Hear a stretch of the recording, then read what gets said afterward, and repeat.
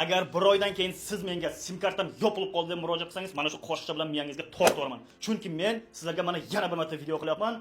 Sim kartangizning jonini saqlab qolishga hozircha vaqt bor.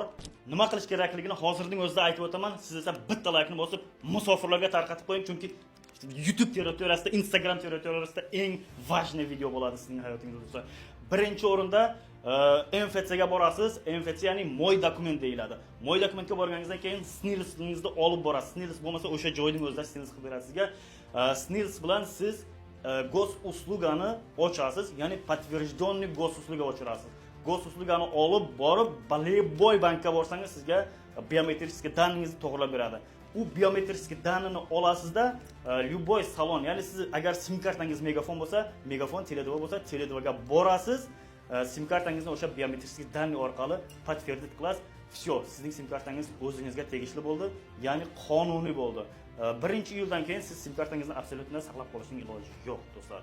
Mana shu videoni do'stlar, musofir do'stlarga jo'natib qo'yamiz, chunki juda ham foydali bo'ldi bilaman.